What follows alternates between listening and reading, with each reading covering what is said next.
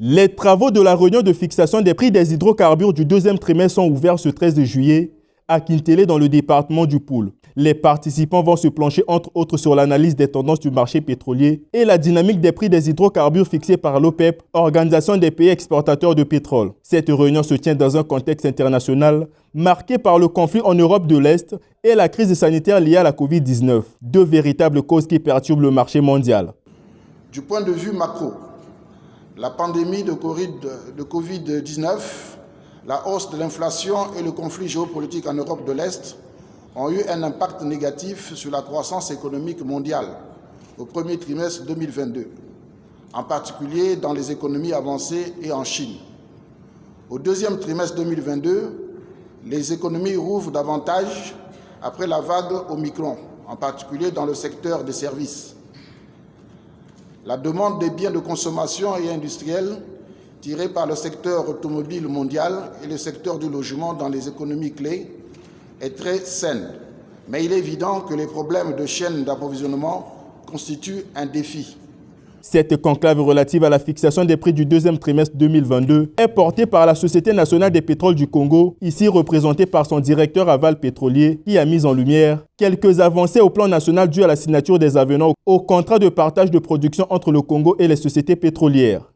Au plan national, en date de fin juin 2022, la production du bassin côtier en huile est de 268 865 barils jour, en hausse de près de 9 000 barils jour, soit environ 3% par rapport au début du deuxième trimestre 2022, et ce, grâce à un meilleur comportement de certains champs pétroliers.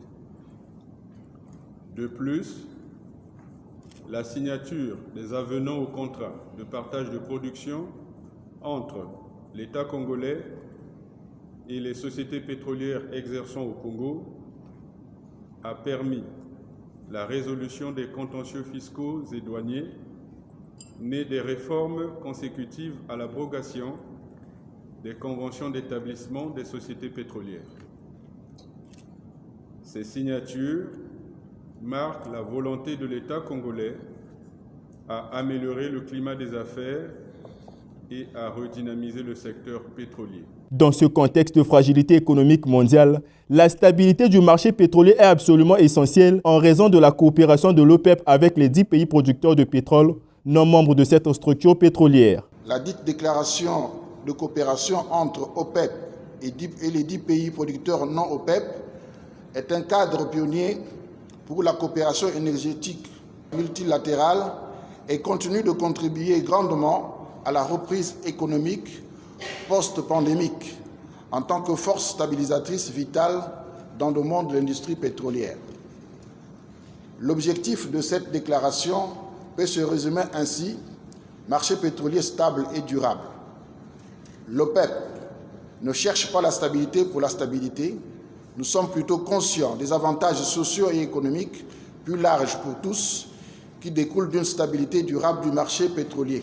Et cette déclaration de coopération continue d'être un phare, un bastion de stabilité, de fiabilité et de responsabilité dans un monde d'incertitude. La réunion des prix du deuxième trimestre sera close le 15 juillet prochain.